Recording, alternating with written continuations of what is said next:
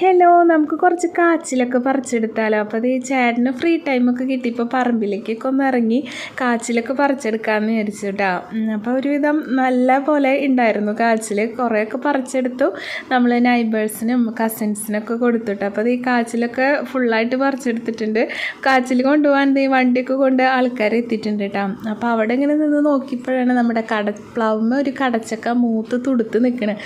അപ്പോൾ അതിനി അവിടെ നിന്നാൽ വവ്വാൽ കൊണ്ടുപോട്ടാ. നമുക്കൊന്നും കിട്ടാറില്ല വവ്വാൽ കൊണ്ടുപോയിട്ട് കടച്ചക്ക.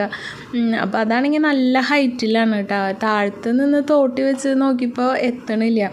അപ്പോൾ പിന്നെ ലാഡറൊക്കെ എടുത്ത് കൊണ്ടത് ഈ കടച്ചക്കേനും കിട്ടിയിട്ടുണ്ട്. നല്ല പോലെ മൂത്തിട്ടുണ്ട്. നല്ല അടിപൊളി കടച്ചക്കയും കിട്ടി. അപ്പോൾ ചേട്ടൻ നൈറ്റ് കടയൊക്കെ പൂട്ടി വന്നപ്പോഴേക്കും നമ്മൾ കാച്ചിലൊക്കെ പുഴുങ്ങി വെച്ചിട്ടുണ്ടായിരുന്നു. പിന്നെ അടിപൊളി നാടൻ മുളക് ചമ്മന്തിയും കൂടെ ഒരു കട്ടനും ഉണ്ട് കേട്ടോ.